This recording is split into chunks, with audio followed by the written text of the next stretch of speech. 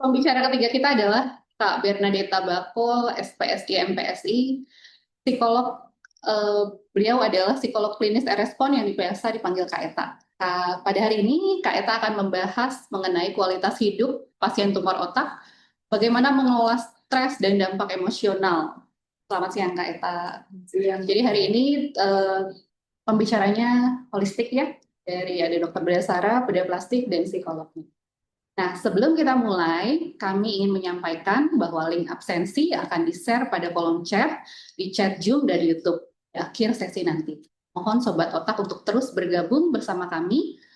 Dan jika ada pertanyaan, dapat diketik di kolom chat di Zoom maupun di kolom komentar di channel YouTube Rumah Sakit Pusat Otak Nasional. Kepada Sobat Otak semuanya, mari kita akan mulai acara hari ini dengan topik pertama yang akan disampaikan oleh Dr. Selvi mengenai pengobatan tumor otak konservatif dan bedah.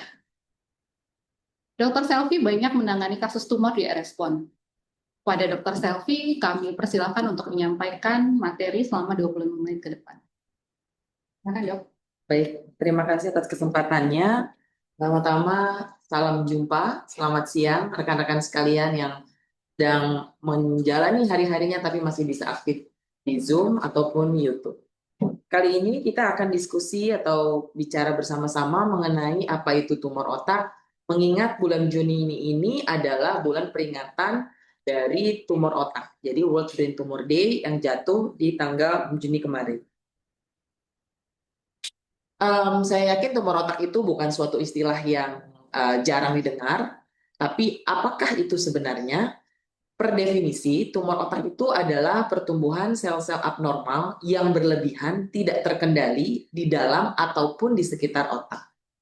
Di mana sel-sel normal itu biasanya memang dia itu ada yang tumbuh, tapi tumbuhnya itu terkontrol.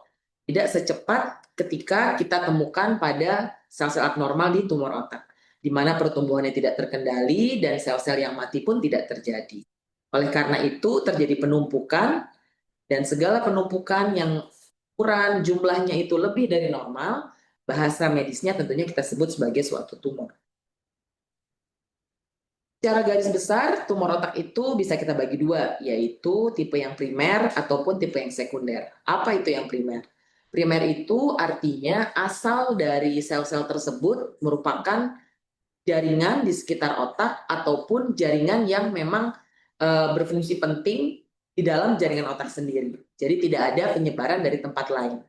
Sementara secondary brain tumor atau tumor otak sekunder itu asalnya bisa dari organ lain. Contohnya apabila ditemukan ada keganasan di area paru. Kadang-kadang terjadi secondary brain tumor di mana tumor tersebut merupakan metastasis dari sel primer yang di paru-paru. Bisa juga terjadi dari tempat lain, dari breast, dari prostat, dan sel-sel lainnya. Kita bahas satu persatu. Yang pertama itu yang bersifat primer.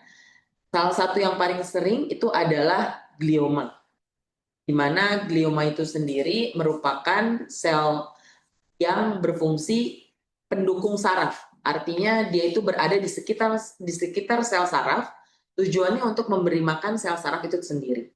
Namun karena pertumbuhan yang tidak terkendali tadi, seperti proses terjadinya tumor, itulah dia akan menumpuk dan akan menjadi suatu yang kita sebut sebagai glioma.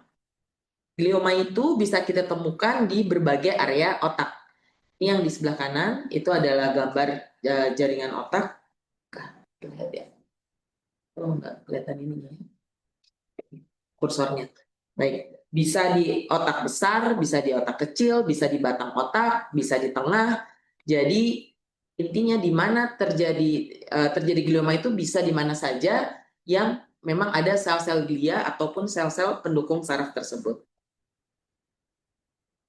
Yang kedua yang cukup sering juga ditemukan yaitu tumor yang berasal dari kelenjar pituitari yang disebut juga dengan tumor pituitari. Pituitari itu sendiri adalah kelenjar yang lokasinya itu di dasar tulang tengkorak yang tujuannya itu untuk mengontrol kadar hormon seluruh tubuh. Oleh karena itu apabila terjadi gangguan di sini, bisa berakibat adanya gangguan hormonal yang pada akhirnya akan memberikan gejala-gejala sesuai dengan hormon yang terganggunya. Contohnya, apabila yang terganggu adalah hormon pertumbuhan atau growth hormone, akibatnya yang terjadi itu adalah pasiennya akan mungkin pernah mendengar istilah akromegali, di mana wajahnya menjadi kotak-kotak, kemudian tulang-tulang itu kemudian memanjang, menebal, dan feature tumbuh tinggi, ukuran sepatu berubah, ukuran cincin berubah, itu karena growth hormone yang berlebih akibat adanya tumor kelenjar pituitari yang menghasilkan kadar hormon. Ada juga yang tidak menghasilkan kadar hormon sama sekali. Jadi gejala yang terjadi adalah gangguan penglihatan karena memang lokasinya dekat dengan tempat persilangan dari saraf mata. Yang terjadi biasanya adalah gelap samping. Kemudian yang ketiga itu ada meningioma yang berasal dari selaput pembungkus otak. Jadi kalau kita ingatkan kembali sedikit tentang selaput pembungkus otak, itu ada dura mater namanya, kemudian ada arachnoid, kemudian ada pia mater. Nah, apabila terjadi pertumbuhan yang berlebih atau proses pertumbuhan dari tumor ini terjadi pada sel-sel selaput pembungkus otak atau sel-sel meningen, maka akan mengakibatkan tumbuhnya suatu meningioma. Meningioma ini tentunya lokasinya bisa di mana saja. Mana terdapat selaput pembungkus otak itu bisa menjadi suatu meningioma. Selanjutnya yang cukup sering juga ditemukan adalah vestibular schwannoma yang berasal dari sel yang menyelubungi saraf. Dia ini dekat dengan saraf yang mengatur gerakan wajah, saraf pendengaran, kemudian saraf yang untuk merasakan sensorik di wajah. Memang yang paling sering gejala yang timbul akibat vestibular schwannoma ini adalah gangguan pendengaran, dan apabila sudah dalam fase lanjut bisa mengakibatkan mulut mencong, bukan begitu Dokter Nadia? Nanti akan dilanjutkan oleh Dokter Nadia soal ini. Untuk tumor otak yang secondary itu berarti tumor otak yang berasal dari tempat lain, contohnya dari paru, dari breast cancer, dari melanoma ataupun tempat lain yang karena sifatnya yang ganas kemudian menyebar ke otak. Gejala yang timbul tentunya sangat bergantung pada lokasi. Seperti kita ketahui, di jaringan otak sendiri itu terdapat lokasi yang mengatur gerakan, mengatur bicara, mengatur kita untuk bernafas, mengatur kita untuk bisa seimbang, atau mengatur kita untuk bisa mengontrol semua gerakan-gerakan halus tersebut. Jadi gejala yang timbul itu sangat bergantung di mana lokasi tumor otak itu sendiri dan di mana lokasi penekanan terjadi. Gejala umum itu adalah nyeri kepala. Nyeri kepala yang seperti apa? Tentunya banyak sekali tipe nyeri kepala. Jadi nyeri kepala yang dicurigai berhubungan dengan tumor otak itu adalah nyeri kepala yang progresif. Artinya semakin lama semakin bertambah dan mungkin semakin lama semakin sering, baik dari segi intensitas maupun frekuensi. Apabila ditemukan nyeri kepala yang semakin lama semakin bertambah, perlu diperhatikan lagi apakah nyeri kepala ini lebih sering di pagi hari, siang hari, ataupun malam hari. Memang kadang-kadang yang kita biasa perkenalkan itu kalau nyeri kepala pagi-pagi pada saat bangun tidur, nyeri kepala hebat, paling hebatnya saat itu kecurigaan ke arah adanya tekanan yang meningkat di kepala itu lebih tinggi. Salah satu penyebab dari tekanan meningkat di kepala itu adalah tumor otak. Kemudian mual dan muntah, kemudian bisa juga disertai dengan gangguan saraf. Contohnya tadi gangguan penglihatan apabila memang tumor otaknya menekan ke saraf penglihatan. Pendengaran tadi contohnya juga apabila memang dia dekat dengan saraf yang mengatur untuk pendengaran ataupun keseimbangan. Kejang itu juga bisa terjadi. Jadi kejang ini terjadi karena ada stimulasi yang berlebih akibat adanya penekanan dari sel-sel tumor ini ke jaringan otak. Bisa juga terjadi perubahan perilaku, kemudian gangguan memori, gangguan kognitif, kelemahan pada anggota gerak, terutama kalau lokasi tumornya itu memang spesifik di area motorik yang mengatur gerakan, serta gangguan dari koordinasi gangguan bicara, bicara rero, ada juga afasia di mana kita itu suka lupa. Kita bisa menyebutkan nih, oh itu benda yang dipakai buat nulis, tapi pensil atau bolpennya itu tidak tersebut. Berarti kita harus memeriksa lebih lanjut apakah ada sesuatu yang spesifik yang mengakibatkan keluhan ini terjadi. Bagaimana pengobatannya? Tadi mungkin sudah disampaikan. Apakah semua perlu dioperasi? Tentu tidak. Semuanya akan bergantung pada gejala, lokasi, kemudian apakah sebagaimana keadaan tumor otak ini mengganggu ataupun mengakibatkan perubahan kualitas hidup. Terapi pilihan yang pertama tentunya adalah watchful waiting, di mana biasanya tumor otak yang ukurannya tidak terlalu besar, kadang-kadang ditemukannya ketika kita screening, sehingga kita masih bisa evaluasi secara berkala, baik dari gejala klinis maupun secara radiologis. Apabila ditemukan tanda-tanda pertumbuhan yang berlebih ataupun gejala yang membuat pasien kualitas hidupnya kurang baik, ataupun malah mengakibatkan disabilitas, tentunya perlu kita pertimbangkan terapi yang lebih agresif, jadi tidak lagi watchful waiting. Untuk terapi yang bisa dipilih, itu contohnya adalah tindakan operasi. Jadi tindakan operasi ini sendiri karena memang lokasinya yang spesifik, kemudian biasanya dikelilingi oleh area-area yang penting, di mana kita tentunya mau mempreservasi semua fungsi yang masih baik pada jaringan otak sekitarnya. Biasanya kita akan menggunakan pembesaran yang cukup besar. Jadi kita gunakan dengan menggunakan ini nih, mikroskop.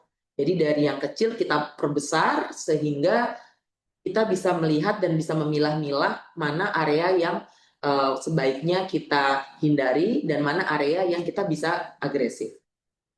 Di samping mikroskop untuk membantu visualisasi ada juga yang disebut dengan endoskop. Kalau endoskop ini besarnya seperti ujung bolpen, kemudian bisa dimasukkan ke mana saja, baik ke hidung maupun ke otak, ke kepala, untuk menjadi suatu alat bantuan visual dalam melihat lebih dekat dan lebih besar, sehingga kita bisa secara spesifik memilah-milah itu tadi, mana yang jaringan kita bisa ambil dan mana yang kita harus preservasi. Di samping ini, di sudut kanan bawah, itu juga ada yang namanya tim kita intraoperatif monitoring. Di mana tim intraoperatif monitoring akan membantu pada saat kita butuh mengidentifikasi bagaimana fungsi dari jaringan tersebut. Contohnya, apabila kita melakukan tindakan operasi pada area yang dekat dengan yang mengatur gerakan, maka kita bisa memberikan stimulasi kecil, kemudian kita lihat apakah gerakannya akan terganggu atau tidak. Sehingga kita bisa melakukan mapping namanya. Jadi kita bisa memetakan pada area yang kita buka tersebut, mana area yang mengatur gerakan, mana yang memang merupakan tumor yang kita bisa ambil semaksimal mungkin. Jadi tujuan yang pertama tentunya mengambil sampel pasti, tapi menjaga atau memaksimalkan fungsi dan kualitas hidup itu paling utama. Setelah itu tujuan kita tentunya untuk mereseksi secara maksimal. Jadi bukan dibalik, bukan di tempat lain mungkin prinsip tumor itu maksimal resection, tapi kalau untuk di jaringan otak ini prinsip kita adalah maksimal safe resection, mana pasca operasi diharapkan tidak mengalami disabilitas tentunya ataupun lebih buruk daripada sebelum tindakan operasi. Pilihan lanjutannya itu ada radioterapi, itu biasanya diberikan kepada sel-sel tumor yang sangat sensitif dengan radioterapi dan lokasinya mungkin sangat sulit untuk dicapai ataupun terlalu dekat dengan area penting yang mau kita preservasi. Kemudian apabila memang sensitif terhadap kemoterapi juga dapat diberikan obat-obatan untuk menghambat pertumbuhan. Obat-obatan yang lain itu juga bisa diberikan, contohnya tadi kita bicara sedikit tentang tumor di pituitari yang menghasilkan suatu hormon tertentu, di mana ada obat-obatan yang bisa diberikan untuk menghambat pertumbuhan sel-sel tumor yang menghasilkan hormon. Jadi kalau sel tumornya tidak menghasilkan hormon, biasanya tidak berefek obat-obatan, tapi kalau menghasilkan hormon, terutama dengan hormon yang disebut dengan prolaktin, itu kita bisa berikan obat-obatan untuk memperkecil ukuran tumor. Jadi ini secara garis besar. Tujuan kita itu adalah yang pertama untuk sampling. Jadi bagaimana caranya kita mendiagnosis dengan pasti, full standar, apakah apa jenis tumor tersebut. Tentunya tata laksananya akan jauh berbeda. Tadi kita sudah lihat macam-macam tumor, memang walaupun lokasinya sama di otak, tapi tergantung dari substrat awalnya, dan itu akan sangat menentukan tata laksana berikutnya. Biasanya akan dibuat pemeriksaan histologi, setelah itu kita lakukan grading, dan memang kalau yang baik itu kita lanjutkan dengan pemeriksaan molekuler. Setelah itu kita akan melakukan diskusi secara multidisiplin, baik dari dokter patologi, dari dokter bedahnya, dari dokter sarafnya, dari dokter radiologi, dari dokter radioterapi, dan dokter-dokter lain yang terlibat, bagaimana gambaran klinis pasien, bagaimana kualitas pasien, kualitas hidup pasien, dan bagaimana jenis tumor itu sendiri. Setelah itu kita akan membuat pertimbangan bagaimana caranya tadi, bagaimana caranya kita tetap menjaga fungsi pasien semaksimal mungkin dalam menjalani kehidupan. Tentunya setelah itu kita akan memilih terapi yang sesuai dengan tumor tersebut, baik radioterapi, operasi, kemoterapi, imunoterapi, ataupun targeted terapi. Nah, untuk operasi sendiri ada berbagai macam cara. Tadi kita sudah lihat bahwa kita menggunakan alat yang bisa membantu visual, baik untuk magnifikasi dengan mikroskop maupun dengan endoskop. Sementara untuk teknik pembiusannya sendiri, pasien bisa dilakukan dalam keadaan general anestesi ataupun dalam keadaan bangun. Ketika dalam keadaan bangun, saya bisa klik ya. Ketika dalam keadaan bangun, biasanya ini kita memang pilih terutama pada pasien-pasien yang kita ingin evaluasi dengan secara spesifik mengenai area-area yang sulit dievaluasi apabila pasien sedang tidur. Ini adalah gambaran dari tindakan operasi yang dilakukan secara sadar ataupun awake craniotomy. Jadi pasien akan dibawa ke dalam ruang operasi. Tentunya sehari sebelumnya sudah kita ajak dulu untuk memperkenalkan area kamar operasi supaya keesokan harinya sudah bisa mempersiapkan diri dengan baik. Setelah itu pada saat kita melakukan tindakan awal, kita akan memberikan obat-obatan anestesi lokal di area tempat sayatan kita. Sebelumnya kita tentunya akan meregistrasi di mesin navigasi untuk melokalisasi di mana area tumor tersebut. Tujuannya tentunya supaya kita bisa membatasi area yang kita buka hanya pada area yang kita perlu akses. Dan kita bisa melindungi area-area penting lainnya di otak ini supaya tidak perlu terekspos. Sehingga kita bisa menghindari semaksimal mungkin, menghindari kemungkinan terjadinya komplikasi. Ini contohnya ketika tindakan operasi. Jadi pasien diminta untuk menggerakkan tangan dan kaki sambil diberikan stimulasi jaringan otaknya. Tentunya ini adalah suatu tindakan yang dilakukan secara multidisiplin. Jadi ada dokter bedah saraf, ada dokter saraf yang bertugas untuk intraoperatif monitoring, ada dokter neuroanestesi yang bertugas untuk memastikan pasien nyaman selama tindakan berlangsung. Kemudian ada juga dokter tim neurobehavior dari dokter saraf kita yang khusus mengevaluasi tidak hanya gerakan saja, tapi juga fungsi bicara, fungsi memori, kemudian fungsi komprehensif. Ini contoh lain dari tindakan tumor lain yang tadi kita sudah sempat bahas. Jadi tumor pada kelenjar pituitary ini yang tadi kita sempat diskusikan sedikit, di mana gejala-gejalanya itu bisa beragam karena memang dia bisa mengganggu banyak hal, tidak hanya mengganggu pada penglihatan saja karena lokasinya dekat dengan saraf mata, tapi juga bisa mengganggu akibat hormon yang terganggu. Contohnya tadi sudah kita diskusikan sedikit tentang yang tumbuhnya berlebih. Jadi itu yang disebut dengan akromegali. Badannya, tulangnya besar-besar. Kemudian kalau yang disebut dengan prolapinoma, itu gejalanya sangat sederhana. Biasanya kalau pada wanita menstruasinya terganggu, tidak rutin, tiba-tiba dalam beberapa bulan tidak ada menstruasi sama sekali, ada infertilitas. Pada laki-laki bisa terjadi infertilitas bisa terjadi, kemudian bisa juga terjadi pembesaran payudara, hingga bisa terjadinya keluar air susu bukan pada saat menyusui pada wanita. Kemudian ada lagi gangguan hormonal lainnya, yaitu contohnya apabila yang terganggu adalah hormon kortisol, di mana kortisol itu sendiri berfungsi sebagai hormon stres kita. Jadi kalau itu terjadi, kadang-kadang peningkatan berat badan yang berlebih, yang tidak wajar. Kemudian ada strie ataupun garis-garis di area perut. Nah, hal-hal tersebut harus diperiksakan karena lagi-lagi prinsip semua tumor itu deteksi dini itu adalah kunci.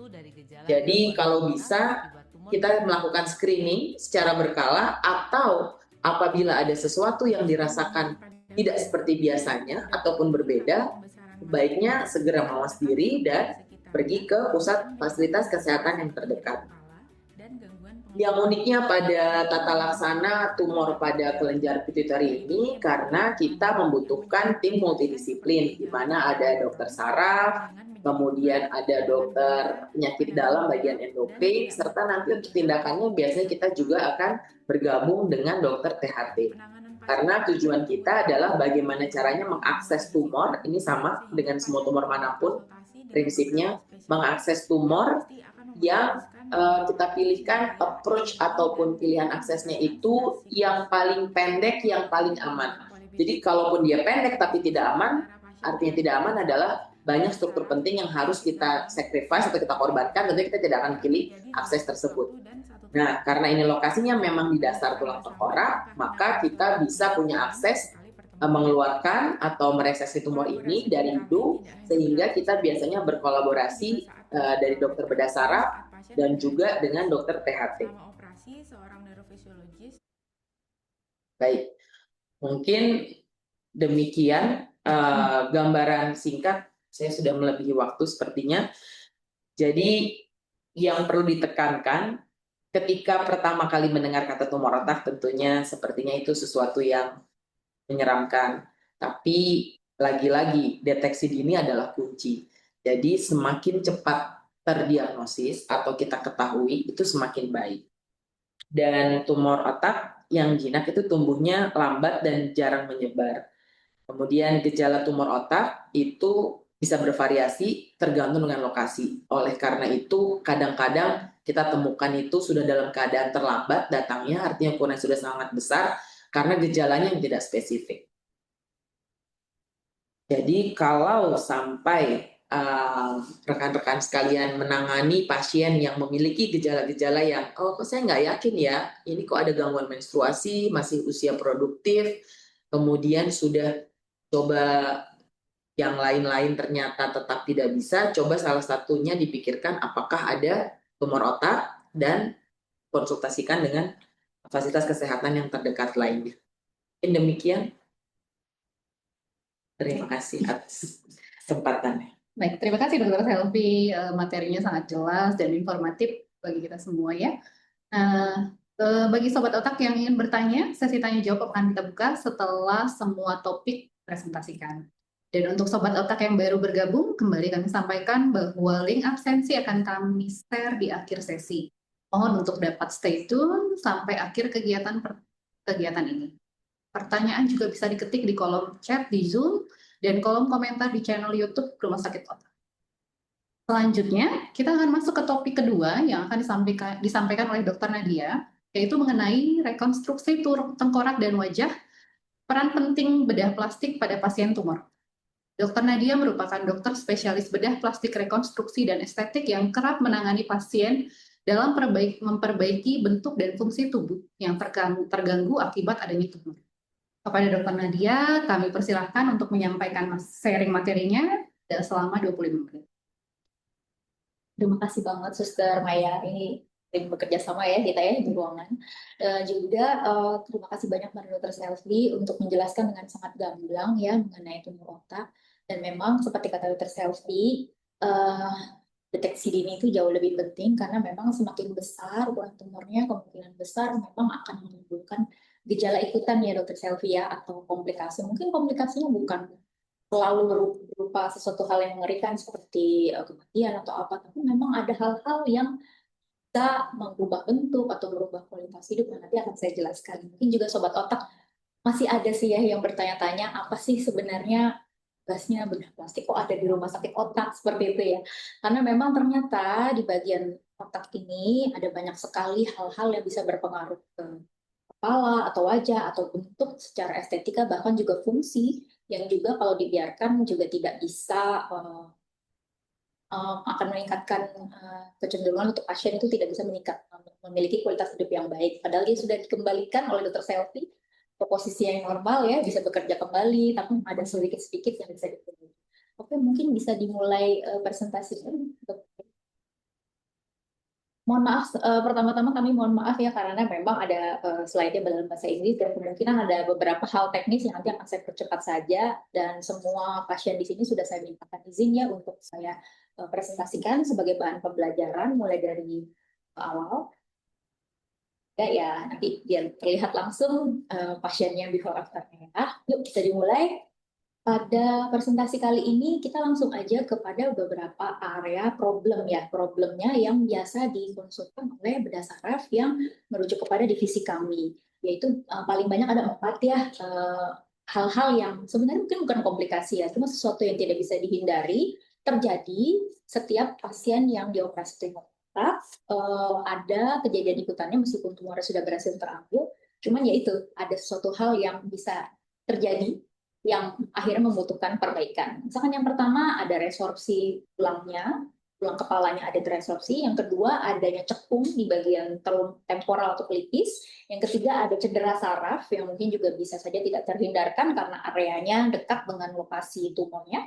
Dan juga yang keempat apabila dipasang sebuah implan atau bahan lain ya alograf gitu, ada juga kejadian implant failure. Next. Nah, sebagai background tadi sudah saya sebutkan, mungkin Dokter Selvi juga tidak terlalu memperjelas ya, tapi memang rumah sakit kita ini adalah tempat rujukan nasional. Sehingga dari tahun 2020 itu kami sudah menarik data, ya mungkin sekarang jauh lebih banyak lagi, yaitu saja sudah 219 kasus semua tumor dalam 1 tahun, dan ternyata semakin lama semakin banyak. Juga karena deteksi dini Dokter Selvi dan tim sudah berhasil, namun apabila kita mendapatkan pasien-pasien yang sudah lanjut, tentunya risiko komplikasinya juga meningkat tajam.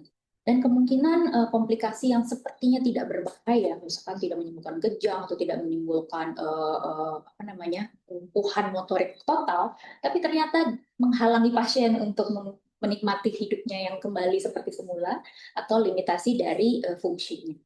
Dan next, oke, yang pertama. Mohon maaf, ini mau bisa dilihat ini sebagai pembelajaran ya. Ini adalah anak yang sebelah kiri adalah anak 12 tahun, pasca diambil meningioma, tumornya jenisnya. Nah, mungkin buat sobat otak yang mungkin belum kebayang ya, pastinya Dokter Selvi kan tadi kan menggunakan yang sangat minimal. Cuma ada beberapa tumor yang memang tidak bisa dibuat minimal aksesnya, sehingga kita memerlukan untuk pemindahan tulang sementara, kemudian dikembalikan lagi setelah akses untuk otaknya itu sudah selesai dilakukan. Dan kemudian setelah beberapa bulan atau bahkan tahun pasien kontrol tiba-tiba terjadi seperti ini yang namanya resorpsi dari tulang tengkorak. Nah, itulah yang akan bisa dilakukan satu dari bagian divisi kami di bedah plastik untuk mengembalikan estetika dan bentuknya sehingga dia juga tidak sangat takut untuk menjalani hidupnya lagi ya dengan seperti ini. Next. Nah, kenapa sih seperti ini bisa terjadi? Ternyata dari banyak studi ya kita bisa membaca bahwa ternyata banyak hal yang bisa berpengaruh. Hal-halnya misalkan usia pasien semakin tua semakin flap tulang, bagian dari tulang yang dilepaskan itu nanti ketika dikembalikan lagi kemungkinan besar tidak mendapatkan perdarahan yang sempurna seperti sebelumnya, sehingga dia makin lama makin menciut, bahkan mungkin juga terresorpsi atau tenggelam ke dalam sisi dalam kepala ya. Terus kemudian juga luasnya flap brain yang harus diambil itu juga tentunya bergantung pada besar tumor ya. Itu juga sangat berpengaruh terhadap apakah dia resikonya akan bisa terresorpsi atau tidak. Juga adanya kadang-kadang dipasang shunt ya Dokter Selvi, kalau ada shunt itu kan kemungkinan juga dan kulit, periosteum yang memberi makan kepada tulang tersebut juga vaskularisasinya bisa terganggu. Next. Nah, manajemennya sebenarnya ada banyak. Kita bisa melakukan penutupan defek tersebut. Defek itu artinya sesuatu yang kosong ya. Memang karena tadi jeblok, kita harus meratakan permukaannya. Kita bisa menggunakan macam-macam. Kalau memang tidak menginginkan dengan yang bahan luar atau bahan yang tidak dari tubuh, kita juga sering melakukan autologous bone graft yang namanya split calvaria. Itu artinya adalah kita mengambil tulang dari tempat lain di area yang tidak sakit, yang tidak menjadi akses tumor, kemudian dibelah menjadi dua ketebalannya, kemudian satunya bisa dipasangkan ke donor, yang satunya bisa dipasangkan ke defek. Seperti gambar berikut, next, dokter. Mohon maaf ini kalau ada yang takut ya. Ini sekilas saja, intinya ini step-step operasi yang bisa dilakukan. Ya, ini adalah operasi pada pasien yang 12 tahun tadi, anak perempuan tadi. Defeknya lumayan luas sehingga kita juga mengambil bone-nya sebesar itu. Ini bekerja sama tentunya dengan bedah saraf untuk mengangkat tulangnya dengan safely dari tumor supaya dia tidak mengganggu dari otak supaya tidak mengganggu otak. Nah, kemudian itulah yang kita belah jadi dua, kemudian berkata dibagi ya, di split. Yang satu bisa untuk menutupi lubang yang tadi dibentuk karena ngambil tulang, yang satunya lagi untuk menutup lubang yang next. Ini hasilnya before after pasien. Ya, pasiennya tentunya dengan keadaan seperti ini dia bisa mampu untuk kembali lagi sekolah, dia tidak takut dengan dilihatin teman-temannya atau bagaimana, dan dia mempunyai kemampuan untuk ya beradaptasi kembali dengan hidupnya yang baru lagi setelah tumor diangkat. Next. Kemudian yang kedua yang juga sering sekali kita temukan, bahkan di luar negeri pun amat sangat sering ini, di jurnal kita sangat sering menemukan pasca operasi bedah saraf yang membutuhkan akses dari bagian samping, yaitu temporal hollowing, atau di bagian pelipisnya sangat cekung. Ini pasiennya sedang mangap, memang karena sengaja ya, karena biasanya kalau dia mangap akan lebih terlihat ada otot atau ada benjolan di sebelah pelipis yang di bawah. Nah, itu yang Dokter Roza tunjukkan itu biasanya lebih mencolot gitu ketika dia mangap, karena ternyata itu adalah otot temporalis yang bergeser, tempatnya bergeser sehingga dia ngumpul di satu sisi di bawah dan di bagian atasnya tidak ada penutupnya lagi, sehingga yang atasnya lebih cekung, yang bawahnya lebih menonjol, dan pasien ternyata juga sangat terganggu dengan hal ini, entah pas makan atau pas dia berbicara, semua orang lihatin atau seperti itu, sehingga dia juga sangat sering jadi tidak pede untuk kembali ke kehidupan normal. Next. Nah, ini adalah approach yang sering digunakan oleh tim bedah saraf apabila membuka tumor-tumor besar dengan jenis tertentu, ya mungkin meningioma ya, Dokter Selvia. Kemungkinan. Meningioma. Nah, itu dari jurnal juga disebutkan menjadi risk factor untuk terjadinya cedera di bagian persarafan yang masuk ke bagian otot tersebut. Kalau kita pahami bahwa apabila sebuah otot lama tidak dipersarafi oleh satu saraf yang harusnya biasanya ada, dia akan menciut. Nah, otot yang menciut atau otot yang bergeser karena proses mengerutan yang terjadi karena scar, itu juga bisa membuat dia pertama jadi hilang atau atrofi, atau malah jadi bergeser letaknya seperti yang pasien tadi. Next. Nah, kemudian manajemennya seperti apakah? Nah, menurut jurnal, ini kita juga sebenarnya ada banyak banget tekniknya. Kita juga nggak bisa ngomong ini the best, ini the best. Kita bisa tampilin aja yang cekung itu dengan allograft atau implan, atau kita relokasi ototnya. Ototnya kan memang mengerut, kita tarik lagi ke atas. Nah, next. Kita juga bisa seperti ini nih. Ini adalah dari jurnal diagramnya. Kita bisa relokasi dan juga dikombin juga dengan implan PEEK yang paling baik ya saat ini, Dokter Selvi. PEEK yang juga digunakan di mana-mana itu bisa direkonstruksi secara 3 dimensi dengan teknologi kita sekarang ya. Jadi dia sudah keluar dalam bentuk benar-benar pas dengan cekungan yang kita butuhkan. Kemudian juga kita tambah lagi dengan ototnya, kita relokasi. Next. Seperti itu. Nah, ini adalah contoh pasiennya yang tadi kita lakukan. Kalau yang ini kebetulan karena pasien-pasien kita belum terlalu mudah ya mengakses PEEK, jadi kita tetap pakai tulangnya pasien sendiri, kemudian relokasi otot yang tadi kita dia mengerut, kita relokasi di arahnya, jadi yang tebal menjadi lebih tipis dan melebar sehingga pasien lebih normal bentuknya, dan juga ketika mangap atau berbicara dia tidak ada tonjolan ini. Next. Nah, problem ketiga ini juga mulai sangat sering juga kami dapatkan, mungkin juga bukan karena masalah teknik juga, cuma karena seperti Dr. Selvi juga ketahui, vestibular schwannoma, area tersebut sangat berdekatan dengan saraf 7. Nah, saraf 7 itu yang paling sering kita temukan tercederai ya dengan proses pengambilan tumor tersebut. Memang ini inevitable ya, tidak bisa terhindarkan. Atau juga dari pituitary tumor tadi yang dari Dr. Selvi ceritakan bisa terjadi cedera pada nervus 3 yang merupakan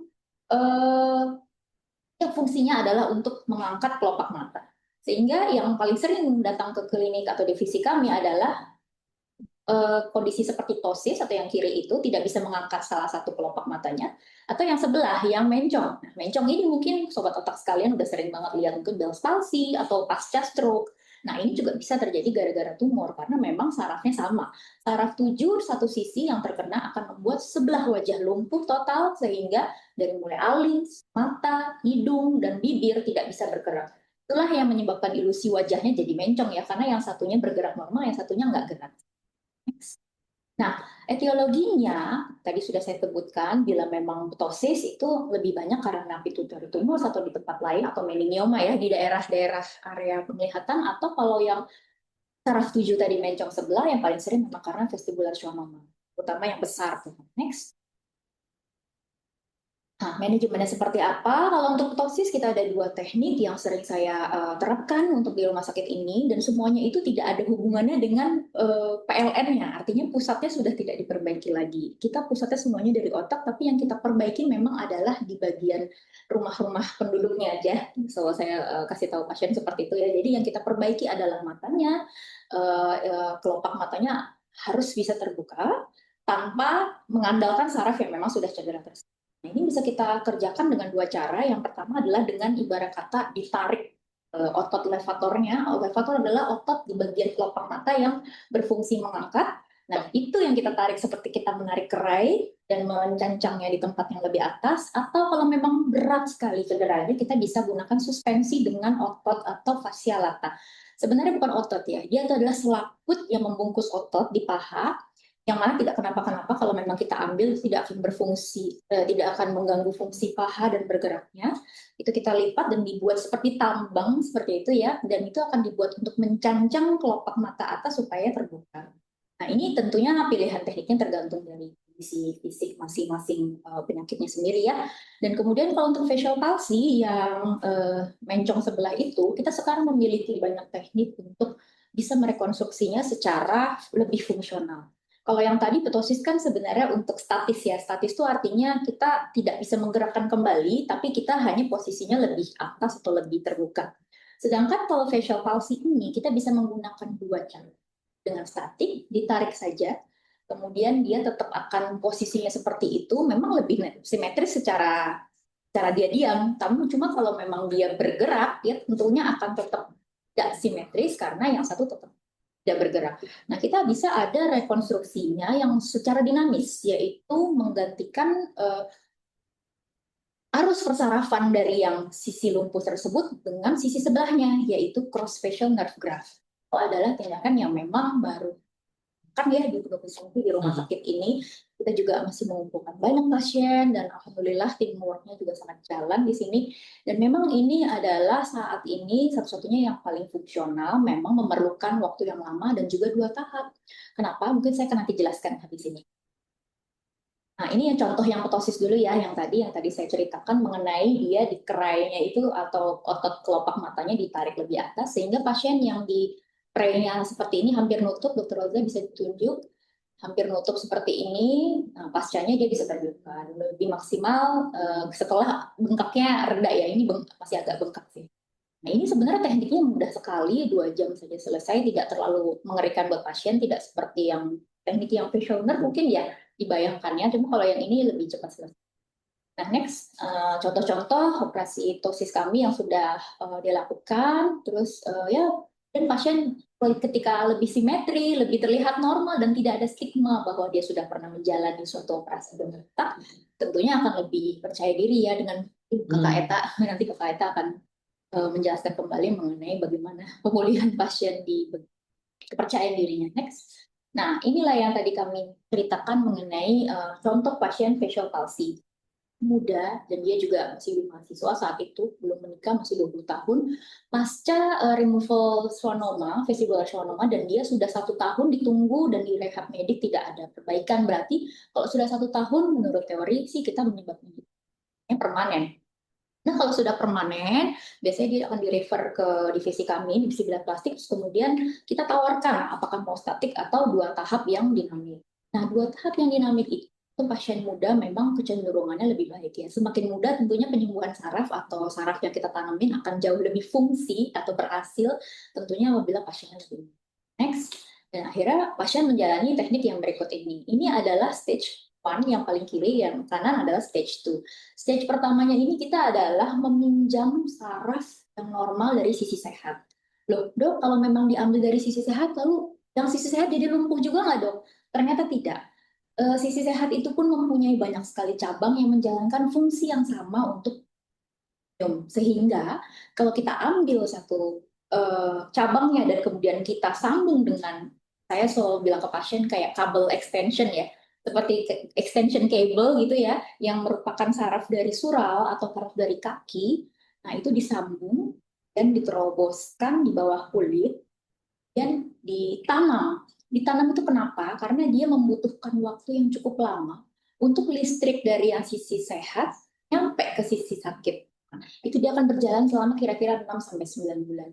Ketika dia sudah sampai di situ, kita akan tambahkan otot lain dari paha, itu adalah untuk membuat gerakan senyumnya itu lebih kuat. Karena biasanya seperti tadi saya sudah cerita, 1 tahun otot wajahnya tidak dipersarafi karena cedera, dia akan sangat mengerut. Kita nggak mungkin tambal hanya sarafnya saja, kita pun harus nambal ototnya juga supaya dia mau kerja maksimal seperti otot sehat. Ini adalah yang tahap kedua, yang di kanan, di gambar kanan itu ada tulisannya gracilis muscle graft, itu adalah otot paha yang namanya gracilis yang kami ambil, serta dengan pembuluh darahnya supaya dia bisa hidup di tempat yang baru. Kita sambung dia dengan pembuluh darah yang di leher atau dagu, namanya arteri. Kemudian otot tersebut kami sambung juga dengan kabel extension dari kaki yang sudah menjembatani antara si otot sama sumber listriknya yang baru, yaitu sisi yang sehat, seperti itu. Jadi ibarat kata minjam kelistrikan dari sisi yang sehat, tapi ototnya pun ditambah, seperti itu sih. Next. Nah, ini adalah gambar pasiennya aja. Mungkin kalau ada yang agak serem kita percepat aja. Ini insisinya seperti itu di wajah, seperti facelift, jadi nggak akan terlalu terlihat ya karena kita kayak orang tarik wajah. Nah, ini adalah ototnya yang untuk tahap kedua. Itu bisa dilihat ada yang panjang, yang gambar kanan Dr. Roza bisa ditunjuk. Nah, itu adalah saraf. Saraf yang dipunyai otot tersebut namanya saraf obturator, itu akan kami sambung dengan saraf yang sudah dari sisi kiri tadi. Nah, yang atas yang atas itu adalah pembuluh darah dua, satu arteri dan satu vena. Yang sobat otak bisa bayangkan itu akan menjadi sumber perdarahan untuk makanin si otot itu di tempat yang baru. Jadi ototnya pertama harus hidup dulu. Yalah, kalau memang otot itu dipindahin dari tempat yang jauh dan dia tidak punya pembuluh darahnya, tidak akan serta-merta hidup. Jadi dia harus hidup dulu dari darah yang satu kembar itu. Nah, kalau dia sudah hidup, dia akan dalam beberapa bulan akan mulai berfungsi bergerak melalui suatu rangsangan listrik yang dipinjam dari sebelah sisi sehat. Next. Nah, ini kita juga sama menggunakan mikroskop yang alhamdulillah sangat canggih-canggih ini di Rumah Sakit PON ini, dari tim bedah saraf juga dipakai. Jadi di bawah mikroskop kita sambung seluruh yang tadi kita sebutkan ya, satu arteri, satu vena, dan juga satu saraf obturator. Kita sambung di bawah mikroskop, jadi memang tidak bisa cepat. Operasi ini lumayan agak lama, memang tidak membuat komplikasi yang berlebih pada pasien karena semuanya dilakukan di bawah kulit ya, tapi memang lama aja, jadi pemulihannya mungkin agak grogi pada saat bangun gitu. Tidak sampai masuk ICU, cuma memang ada pengawasannya 3-4 hari. Next.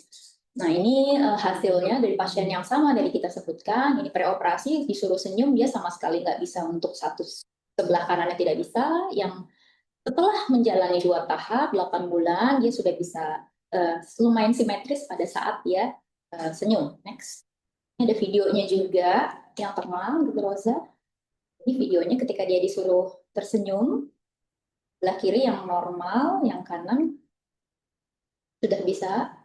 Itu karena dia meminjam dari yang sebelah kiri. Makanya pada saat latihan itu adalah yang paling penting, karena ibarat kata kami hanya menambahkan spare part yang baru dari barang-barang tubuh pasien yang sudah rusak. Namun untuk mengaktifkannya memang sangat-sangat membutuhkan kerjasama pasien dan juga sebenarnya rehab medik ya, Dr. Selfie, untuk membiasakan diri dengan barang baru yang dia perlu aktifkan sendiri. Nah, misalkan seperti ini kan dia aktif dari sisi sebelah kiri. Jadi awal-awal bulan-bulan pertama dia hanya akan bisa senyum bila yang sebelah sehatnya senyum dulu baru yang sakit. Nanti lama-lama dia akan ada otomatisasi di mana dia akan senyumnya secara maksimal dan secara bareng-bareng seperti di video tersebut. Walaupun memang tidak maksimal, tidak akan mungkin bisa sempurna seperti spray operasi bedah saraf sebelumnya, cuma ini masih menjadi pilihan terbaik untuk saat ini buat pasien untuk menjadi lebih percaya diri. And next, nah ini pasiennya selfie karena maksudnya selfie itu ya seperti ini bukan dokter selfie, maaf. Pasiennya kami untuk instruksikan setiap bulan dia berlatih dan kirim video ke saya. Saya agak galak di bagian itu supaya pasien sangat invest ya untuk berlatih karena sayang banget karena sudah ditanamkan otot dan saraf dia harus sering latihnya dan dia kita pandu ya dari WhatsApp gitu bikin video supaya dia bisa lebih maksimal. Next. Nah, next. Nah, problem keempat, ini yang sebenarnya paling sering juga kita dapat kalau memang dia mendapatkan implan atau penutupan yang tidak mendapatkan tulang aslinya. Misalkan nih dokter selfie membutuhkan waktu yang cukup lama antara membuka, misalkan ada perdarahan otak ya, kemudian bagian tulang tengkoraknya itu tidak bisa langsung dikembalikan. Dan kemudian dia menciut, tidak bisa kembali, lah kita menggantinya dengan seperti ini. Kadang-kadang kalau pasiennya gizinya kurang oke atau hygiene tidak baik atau bahkan karena kulitnya tipis sekali, itu bisa kadang-kadang implant failure. Infeksi juga kadang-kadang bisa terjadi dan itu akan membuat kulit makin lama makin rapuh, kemudian keluar nanah di baliknya dan bisa membuat si implan yang titanium ini yang kelihatan ini Rosa boleh di look. Nah, inilah sebenarnya pola atau pattern dari titanium mesh. Titanium mesh yang paling sering kita pakai di sini. Ya, next. Nah, ini kenapakah bisa terjadi? Ya, itu tadi saya sudah sebut beberapa. Underlying medical condition juga sangat-sangat harus dicek. Misalkan proteinnya kurang, makannya susah, gizinya tuh ala kadarnya, albumin kurang, kemudian juga dia jarang kontrol, kemungkinan juga mungkin karena dia rumahnya sangat jauh dari rumah sakit gitu. Itu semuanya juga bisa berkontribusi. Dan kemudian next tata laksananya jika sudah begitu bagaimana ya? Nah, ini memang merujuk kepada kondisi yang urgensinya duluannya seperti apa. Kalau memang dia masih sangat-sangat banyak dan keluar eksudasi yang berlebihan, kita tidak mungkin membayangkan harus menutup defek dulu. Kita akan lakukan debridement dan bersihkan segala area, kulitnya diperbaiki, kulitnya dieksisi luas, tidak usah memikirkan implan dipasang lagi dulu atau tidak usah memikirkan pasang dari tulang aja kalau dia rejeksi implan. Tidak, cuma kita amankan dia dulu, kemudian nanti next 1-2 bulan atau bahkan 3 bulan pasca debridement kita bisa memikirkan ini mau ditutup pakai apa yang defek tulangnya. Yang penting tuh bagian soft tissue-nya itu harus sembuh dulu. Kenapa? Karena soft tissue itulah yang menjadi garda terdepan ya untuk tulangnya. Tulangnya mungkin pemikiran pasien, aduh masa saya peot-peot dok, cekung, saya tidak bisa tidur di tiban gitu, nggak apa-apa. Yang penting kulitnya sembuh dulu. Karena apabila kita mau memberikan implan atau apapun menutup defek, tapi kulitnya juga tidak mau sembuh, itu akan lebih berabe namanya, lebih resiko untuk ke badan pasien sendiri ya. Jadi studi-studi menegaskan bahwa kemungkinan bila pada saat kondisi seperti ini hanya ada parsial titanium mesh yang bisa digabung dengan otot ya, flat otot. Itu adalah teknik baru kalau memang kita nggak mau ngorbanin semua titanium mesh-nya, kita separohnya dibuang lalu ditutup dengan flat otot supaya lebih tebal. Nah, cuma mungkin beberapa pasien juga nggak cocok juga dengan kondisi ini kalau memang dia sudah next. Sudah seperti ini nih contohnya seperti yang tadi. Kalau dia berdenyut-denyut, next ada nanah keluar dari balik implan, kelihatan denyutnya ya. Itu sebenarnya otaknya sih masih aman, dengan selaput otaknya masih aman. Cuma ya itu rasanya lebih berdenyut dan lebih infeksius. Nah itu udahlah kita tidak usah memikirkan menutup defek tulangnya. Kita kulitnya dulu seperti yang gambar sebelah kanannya itu. Kita pastikan ada drain untuk memastikan yang nanah-nanah itu akan keluar. Bila semuanya sudah aman, barulah kita masuk kembali operasi dengan penutup kulitnya sudah kuat. Ini kenapa jadi jauh banget? Karena namanya flap ya. Kita harus putar jaringan yang lebih kuat dan lebih tebal ke bagian yang bolong tadi. Tidak boleh langsung dijahit karena memang nggak akan muat juga. Nah, seperti itu. Next. Intinya, secara kesimpulan, kita harus ngerti sekali etiologinya kenapa kondisi itu yang kita dapat pasien itu datang ke kita tuh kok bisa begini ya, itu harus sangat kita tahu supaya kita bisa menentukan kita mau pakai teknik yang mana nih untuk bagi itu. Dan dari perspektif bedah plastik, kenapa harus bedah plastik? Karena memang ada skill set yang cukup delicate dari divisi kami, rekonstruksi soft tissue-nya, karena itu adalah sebuah kunci buat semuanya itu aman gitu, yang dibawa balik-baliknya, dibawa-bawanya. Bila kulit sudah tidak aman, yang lain-lain tidak akan matters ya, karena yang bawah-bawahnya juga akan keluar-keluar, terlihat, dan infeksi resiko gitu. Nah, kemudian, kerjasama yang baik sekali antara bedah plastik dan bedah saraf dari awal untuk memprevensi komplikasinya. Apakah mungkin dengan diskusi di kondisi pasien ini aksesnya jangan terlalu luas, atau malah joinnya dari awal ya dokter Selvinya, supaya kita bisa meminimalkan resiko. Kalau yang tadi yang resiko facial nerve dan segala macam, kita sudah banyak sekali cara ya dengan IOM dan juga dengan teknik-teknik brain application dan segala macam yang untuk meminimalkan resiko-resiko itu. Cuma memang yang akhirnya datang ke kami mungkin yang besar ya, yang sudah tidak terhindarkan karena mungkin udah berbulan-bulan dari daerah timur atau daerah Sumatera Barat lah segala macam lah gitu. Jadi datang ke kita sudah late seperti itu. Oke, mudah-mudahan jelas ya, Sister Maya dan Sepi Kayata. Kalau ada pertanyaan, silakan. Terima kasih Dokter Nadia, ini materinya sangat menarik ya, sesuatu yang mungkin jarang dibicarakan. Maaf ya kalau terem-terem. Ya. Tapi menarik bagi kita, mungkin bagi sobat otak sekalian yang baru jadi paham bagaimana fungsi, bagaimana peran dari dokter bedah plastik pada pasien tumor otak. Nah, sobat otak, kami mengingatkan lagi bahwa untuk semua pertanyaan akan kami jawab di akhir sesi, dan link absensi akan kami share pada kolom chat YouTube dan kolom chat dari Zoom kita. Nah, kita tadi sudah bicara bagaimana penanganan tumor otak dari dokter bedah sarafnya, bagaimana menyelamatkan nyawanya ya dok ya, tumornya. Kita sudah juga bicara dari bedah plastik untuk secara penampilan pasien tumor otaknya gitu ya. Nah, yang terakhir ini kita akan bicara mengenai psikologis pasien. Jadi memang semuanya dibahas hari ini.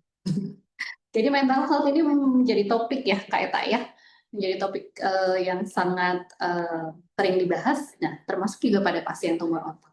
Bagaimana dampak tumor otak terhadap kualitas hidup pasien tumor otak ini, kualitas hidup pasien tumor otak.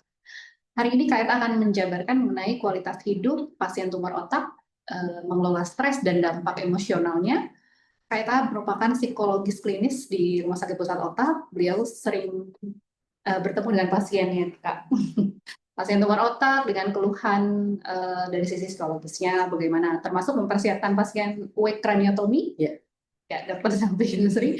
Jadi kita siapkan secara sisi psikologisnya. Nah, hari ini Kak Eta akan berbagi dengan kita mengenai kualitas hidup pasien tumor. Kepada Kak Eta, saya persilakan waktu ke depan untuk memaparkan materi. Terima kasih Kak Maya. Terima kasih Dokter Selvi dan Dokter Nadia. Kita jadi kayak kuliah kedokteran ya hari ini. Penjelasannya sangat komprehensif dan tapi dijelaskan dengan bahasa yang mudah dimengerti. Mudah-mudahan juga bersyukur ya kita bisa hadir di saat ini, bisa mendengarkan penjelasan dari Dokter Selvi dan Dokter Nadia terkait dengan tumor otak. Saya sebagai psikolog klinis menangani permasalahan-permasalahan lebih ke arah kayak secondary gejalanya yang ya pasca didiagnosis tumor otak, pasien bisa mengalami adanya dampak-dampak telah menerima diagnosis, jadi bisa ada depresi, cemas. Nah, saat ini saya akan mencoba untuk membahas dari sisi psikologisnya. Mudah-mudahan bisa juga untuk edukasi buat sobat otak sekalian. Oke, dari mulai.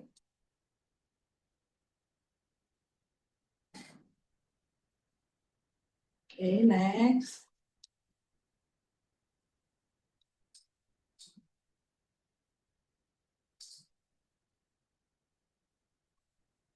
Oke, kalau tadi Dokter Nadia sudah menjelaskan data yang sudah ditangani di rumah sakit otak, mungkin saya akan membahas data secara global aja dulu ya. Tumor otak merupakan salah satu permasalahan kesehatan yang signifikan saat ini secara global.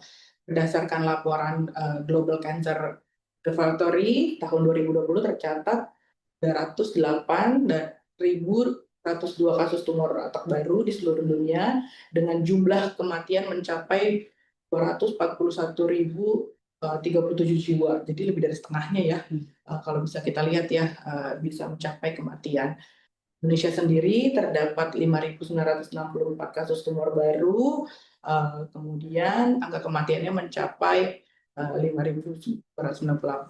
Pasien dengan tumor otak tidak hanya menghadapi tantangan medis atau klinis, tapi juga tekanan psikologis yang besar. Oleh karena itu perlu pendekatan holistik.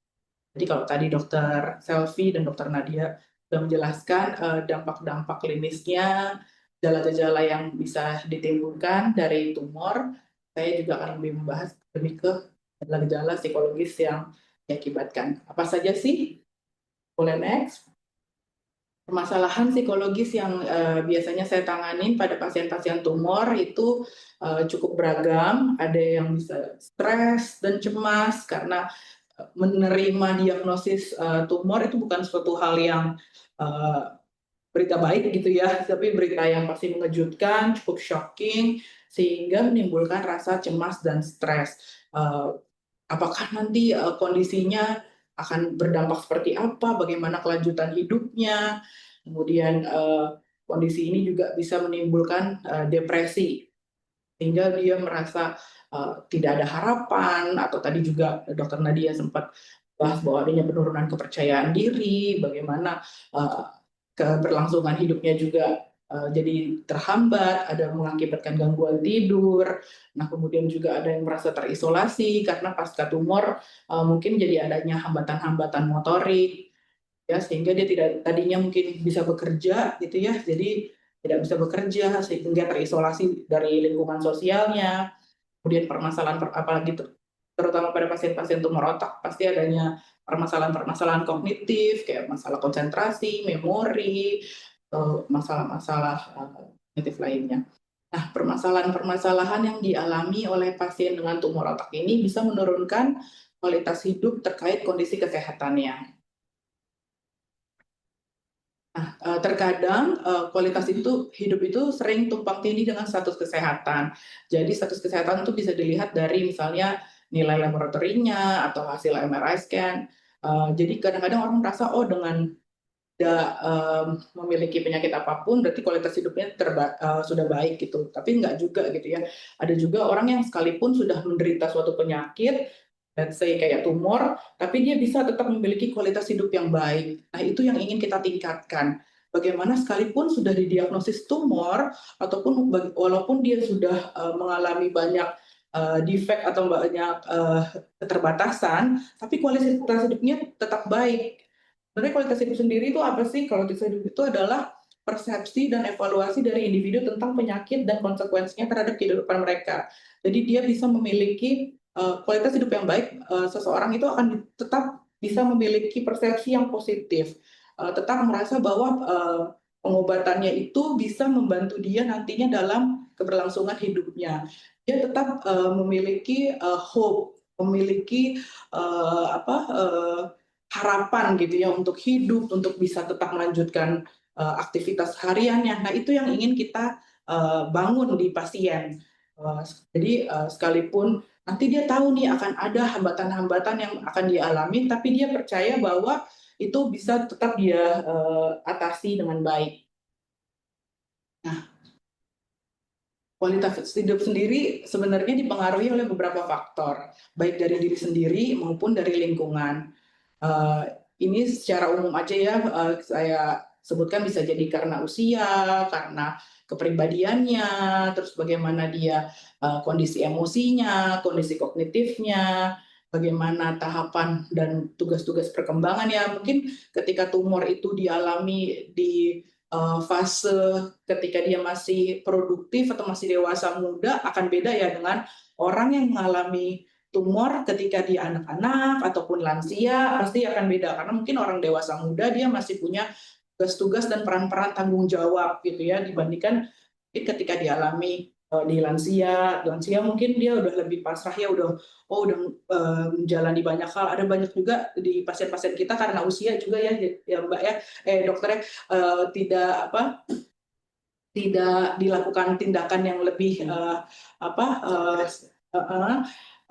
karena memang ya sudah lansia, resikonya juga lebih besar gitu ya. Jadi itu sudah lebih, penerimaan dirinya juga sudah lebih baik dibandingkan kalau misalnya tumor itu diderita oleh anak-anak ataupun yang masih usia produktif. Kemudian ada juga faktor-faktor lain seperti di luar dirinya yang mempengaruhi kualitas hidup, seperti adanya dukungan sosial, kemudian juga bagaimana kondisi tempat tinggalnya, tempat kerjanya, gitu. Itu juga bisa mempengaruhi kualitas hidup pasien dengan tumor. Nah, faktor-faktor ini mempengaruhi bagaimana dia mempersepsikan hidupnya dengan tumor. Jadi ketika dukungan sosialnya cukup, kemudian dengan adanya akses kepada pusat-pusat kesehatan itu baik, mungkin kualitas hidupnya juga akan lebih baik gitu ya. Next. Nah, untuk upaya meningkatkan kualitas hidup perlu adanya pendekatan multidisipliner. Nggak bisa hanya satu disiplin ilmu saja yang bergerak, tapi harus berkolaborasi antara dokter, psikolog, tenaga medis. Nah, kalau dari psikologi, pendekatan kita adalah dengan melakukan adanya konseling, psikoterapi, CBT kalau diperlukan, misalnya pada pasien-pasien tumor yang punya irrational belief. Kayak tadi saya juga sebelum acara ini sempat diskusi sama dokter Nadia gitu ya, ada beberapa yang ingin seperti sebelum sakit gitu ya. Jadi ekspektasinya terlalu tinggi dan terlalu irasional, padahal seperti kita tahu tumor di otak pasti akan mengakibatkan kerusakan-kerusakan ya. Jadi kita harus juga melakukan CBT agar pasien lebih memiliki belief yang lebih konstruktif sehingga dia bisa lebih menerima dirinya. Dan juga bisa dilakukan stress management misalnya dengan relaksasi, kemudian meditasi. Terus penting juga untuk adanya support group atau grup terapi. Support dari orang-orang yang mengalami hal yang sama, mungkin bisa akan lebih cepat gitu ya untuk memboost up kualitas hidup pasien. Jadi dengan melihat, oh ada kisah-kisah sukses ya pada pasien yang lain, itu juga bisa meningkatkan kualitas hidup pasien. Kemudian kadang-kadang kita juga lupa gitu ya, penting juga nih dukungan keluarga, teman, atau lingkungan kerja gitu ya. Bagaimana ketika pada saat pasien ini kembali kan nggak mungkin ya pasien hanya mendapatkan perawatan di rumah sakit aja, dia nantinya akan kembali ke lingkungan rumahnya. Nah, itu perlu sekali nih dukungan sosial dari keluarga, teman gitu ya, sehingga membuat dia tidak depresi, membuat dia tidak merasa terisolasi secara sosial gitu. Jadi dari penanganan psikologis kita menekankan pentingnya kegiatan-kegiatan ini kepada pasien. Oke, kesimpulannya, kondisi tumor dapat berdampak tidak hanya terhadap kondisi fisik, namun juga psikologis. Permasalahan yang dialami dapat menurunkan tingkat kualitas hidup, sehingga diperlukan adanya penanganan yang komprehensif untuk meningkatkan kualitas hidup pasien dengan tumor otak. Terima kasih. Terima kasih Kak Eta. Pemaparannya sangat singkat, padat, tapi berbobot. Jadi kita bisa memahami bahwa ternyata dukungan keluarga, dukungan lingkungan itu penting untuk pasien tumor ya. Nah, Sobat Otak, sekarang ini akan dibuka sesi tanya jawab. Untuk Sobat Otak yang ingin bertanya, silakan bisa mengetikkan pertanyaan di kolom chat Zoom dan di kolom komentar di channel YouTube Rumah Sakit Otak. Kami harapkan banyak pertanyaan yang akan disampaikan nih, agar wawasan kita bisa sama-sama bertambah ya. Mungkin sudah ada pertanyaan.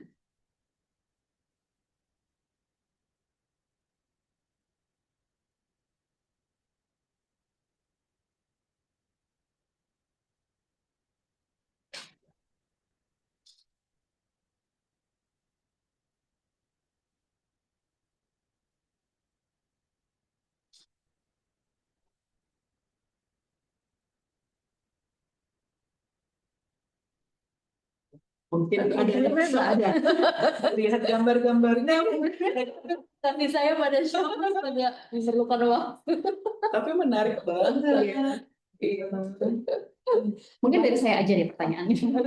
Boleh deh. Saya mau bertanya sama Dokter Nadia tadi terkait yang soal pasien yang 20 tahun tadi ya Dok ya, yang saya jadi baru tahu nih, wah ternyata kenapa sih selama ini saya suka bertanya kenapa sih jarak dari animasi 1 ke animasi 2 itu ternyata jauh ya Dok. So, memang berharapnya si aliran listrik itu Yes, hidup dulu. sampai kepada ujungnya. Apakah misalkan ada nggak sih Dok kasus yang ternyata yang sudah kita tanam itu tidak kerja sesuai dengan kita inginkan? Nah, yang tahap 1 atau tahap 2 tuh? Tahap 1 kan itu. Oke. Nah, seperti ini, kalau memang ada tahap 1 itu kan tujuan kita adalah membuat kabel yang tadinya kosongan itu, yang diambil dari saraf dari bawah. Kabel saraf dari bawah itu hanya menjadi kabel untuk menyilakan arus listriknya jalan ya. Kalau memang dia tidak sampai ke ujung, kita tetap harus menunda tahap 2-nya sampai dia ada tandanya. Jadi sebenarnya tandanya itu bisa diraba ya sebenarnya, karena ujung dari kabel itu kita tongolin di kulit. Jadi kalau memang dia itu kita keraba ada benjolan, itu biasanya itu tanda bahwa dia sudah sampai ke ujung. Barulah kita tanamin otot, di mana saat itu otot kita tanamin dia tidak lama-lama tidak dialiri saraf. Saraf yang sudah sampai ujung dia akan langsung. Nah, kalau memang pada kondisi yang Suster Maya tadi tanyakan, kalau ada yang gagal nggak sih? Kalau tidak teraba, itu kan berarti kan kita jadi ragu ya. Oke, kita tidak bisa membayangkan nih. Tetap kita masuk saja tahap kedua antara 6 sampai 9 bulan. Kemudian bila memang dia tidak jalan, kan kita ada yang namanya nerve stimulator tuh, alatnya tuh di kamar operasi, dan nerve stimulator dia dipasangkan di situ, gerak nggak itu ototnya? Kalau tidak gerak berarti kita masuk ke prosedur backup plan-nya. Backup plan-nya adalah ya kita tambahkan arus sarafnya dengan masuk ke saraf masseter, saraf nomor 5 dari sisi yang sakit. Sisi yang ya benar-benar sisi yang sakit. Karena biasanya sisi yang sakit kan yang rusak adalah saraf 7. Saraf 5 untuk mengunyah adanya di balik masseter itu masih bisa digunakan sebagai sumber saraf. Cuma itu kita tidak terlalu sering lakukan sebagai pilihan pertama. Kenapa? Karena dia untuk menghasilkan gerakan senyum dia harus mengunyah dulu. Kayak jadi dia harus mengunyah, karena si saraf 5 adalah saraf mengunyah toh, masseter. Jadi dia harus menggertakkan gerahamnya supaya keluar senyum. Ada satu pasien yang kami lakukan seperti itu. Dan memang untuk terapi rehab mediknya dia memerlukan banyak bulan ya, maksudnya banyak waktu untuk rehabilitasinya secara supaya normal, supaya otomatis. Makanya itu tidak menjadi pilihan pertama. Tapi bila memang Mbak bilang itu gagal, ya daripada nunggu lagi 6 bulan, kita langsung tanam di ototnya, tapi ototnya dipersarafinya bukan sama yang tadi yang kita tanam di tahap 1, tapi di saraf masseter, saraf nomor 5. Tentunya kalau memang saraf 5-nya juga masih oke, kan kita bisa lihat di ininya ya, intraoperatif pembedahan saraf sebelumnya, itu saraf 5-nya kena enggak. Kalau memang saraf 5-nya aman, kita bisa gunakan saraf 5. Ada lagi satu saraf hipoglossus, saraf nomor 12, yaitu saraf yang bagian ini. Itu juga bisa digunakan untuk membuat nyala senyumnya. Cuma lagi-lagi itu bukan saraf untuk senyum toh. Kenapa kita sampai jauh-jauh mengambil saraf satunya? Karena itu sama-sama saraf senyum meskipun dari sisi sebelah. Kalau saraf di 12 yang di sini dia harus kayak menelan supaya senyum seperti itu. Jadi dia perlu banyak rehab medik, dan itu yang memang lagi kita berusaha bangun nanti kerjasama lagi dengan rehab medik yang memspesialisasikan untuk segitu. Karena itu seperti Mbak Maya tadi bilang, it can happen komplikasinya tidak bergerak dari saraf yang sebelah sininya. Kemudian ada saraf-saraf lain yang bisa kita gunakan meskipun tidak natural dan membutuhkan latihan. Latihannya lebih susah ya, karena dia harus membayangkan saya kalau mau senyum harus gini dulu, saya segini dulu, tapi senyum pada akhirnya. Nah, itulah kenapa bedah plastik tetap memilih cross facial, jadi dari saraf sebelah sana, karena somehow itu saraf senyum juga, meskipun tadinya agak gini, agak kurang simetri, tapi sama-sama untuk tersenyum. Dia nggak harus mengunyah atau harus menelan untuk menghasilkan bukan tersenyum. Terima kasih jelas ya jawabannya. Jelas sekali dong jawaban. Tapi juga ada pertanyaan dari Instagram. Pertanyaannya dari @dia. Apa saja komplikasi bedah saraf dan berapa lama waktu pemulihan pasca operasinya, Dok? Mungkin ini pertanyaan buat Dokter Selvi ya, Dok. Mungkin silakan langsung dijawab, Dok. Baik, kalau begitu terima kasih atas pertanyaan dan atensinya di siang hari ini. Jadi ini saya bagi dua ya pertanyaannya. Untuk komplikasi bedah saraf sendiri, itu sangat bergantung dengan jenis tumornya, lokasinya di mana, sama pemilihan dari teknik operasinya. Contohnya nih, misalkan lokasinya dekat dengan area motorik. Ini kan sesuatu yang kita tidak bisa atur. Ketika kita lakukan deteksi, baik itu dengan CT scan ataupun MRI, ditemukanlah pertumbuhan yang berlebih atau tumor otak itu ternyata lokasinya tepat duduk di area yang mengatur gerakan. Sehingga kadang-kadang yang terjadi adalah pasca kita ambil ataupun pasca manipulasi bisa terjadi kelumpuhan.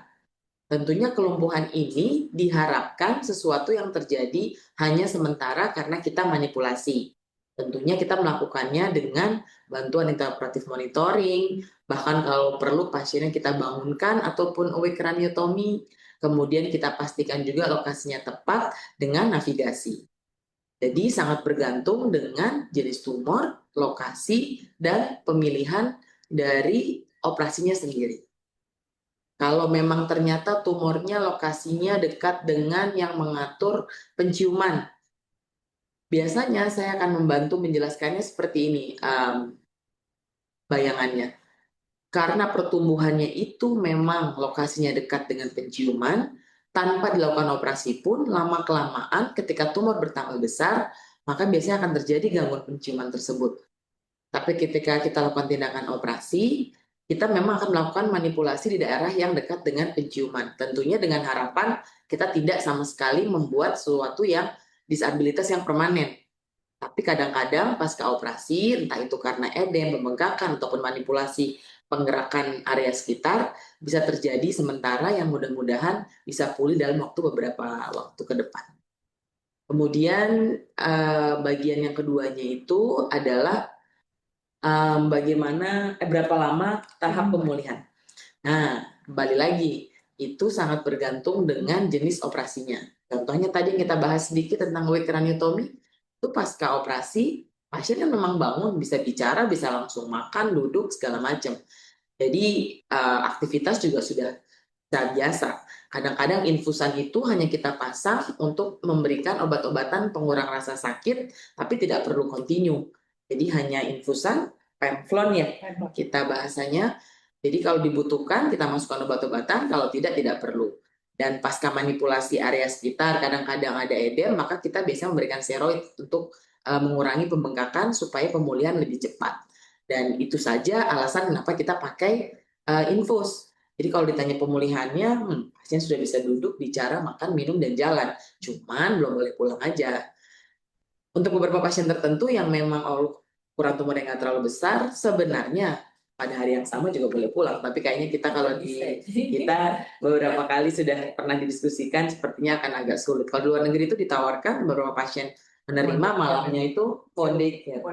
Ya, jadi setelah tindakan operasi away, kemudian malamnya kita CT scan, setelah itu pasien boleh pulang makan malam di rumah sama keluarga.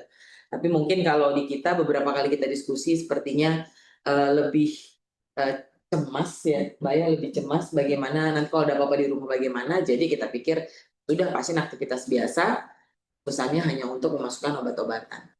Sementara kalau memang sebelum operasi itu keadaannya katakan sudah kontaknya kurang baik, kemudian sudah ada faktor pemberat lainnya, infeksi paru-paru atau apa-apa, ya mungkin setelah pasca operasi bisa saja pemulihan jadi panjang. Jadi resikonya itu bukan hanya bergantung pada pemilihan teknik operasinya, tapi juga bagaimana kondisi tubuh pasien sendiri. Karena resiko pembiusan juga sesuatu yang harus kita pertimbangkan. Baik, terima kasih Dokter Selvi. Ini ada pertanyaan lagi nih, kayaknya buat Dokter Selvi lagi nih. Ini dari Pustu Gedong di Zoom. Izin bertanya dok, faktor penyebab tumor otak sendiri itu apa ya dok? Dan bagaimana cara pencegahannya? Dan bagaimana membedakan sakit kepala yang merupakan gejala yang mengarah ke tumor otak dok? Oh mungkin bagaimana membedakan sakit kepala biasa dengan sakit kepala yang mengarah ke tumor kali ya dok? Dok, ini ada pertanyaan satu lagi atau dokter mau jawab satu-satu? Satu-satu. Baik, silakan dokter. Untuk penyebab tumor otak, jadi secara general tumor itu dikatakan kontribusinya itu yang pertama itu adalah genetik, yang kedua itu adalah lingkungan. Genetik itu sendiri bukan bisa kita bilang bahwa bapaknya tumor, maka anaknya pasti ada tumor, tidak tentunya. Genetik itu bisa terjadi karena adanya mutasi atau perubahan gen. Jadi kadang-kadang tidak ada kontribusi langsung, tapi memang dikatakan apabila ada keluarga derajat 1, artinya bapak, ibu, kakak, adik yang mengalami tumor, artinya ada gen tertentu, maka resiko untuk ada tumor itu lebih tinggi dibandingkan dengan orang lain yang keluarga derajat 1-nya itu tidak ada riwayat tumor. Jadi bukannya langsung ya, jadi jangan buru-buru langsung khawatir atau bagaimana. Belum pasti. Kemudian apabila memang ada mutasi secara genetik tapi tidak ada faktor lingkungan yang mendukung, maka itu juga bisa tidak terjadi. Jadi harus ada dua-duanya. Nah, lingkungan ini yang sampai saat ini tuh masih sangat sulit untuk diputuskan apa sebenarnya yang utama. Memang ada beberapa yang menjadi kandidat yang bisa memperberat kemungkinan terjadinya tumor otak. Contohnya paparan radiasi. Misalkan pada pasien yang ingin mengalami radioterapi sebelumnya karena alasan yang lain, bisa jadi terkena tumor otak, mungkin saja pada saat paparan radiasinya tersebut terkena di daerah kepala. Jadi faktor risiko itu radiasi harus dipertimbangkan. Tapi karena angkanya tidak terlalu besar dan memang apabila dibutuhkan dilakukan radioterapi, tetap ya dilakukan radioterapi. Hanya saja perlu secara berkala di screening ataupun dideteksi apabila ada pertumbuhan yang nggak pada tempatnya ataupun tumor.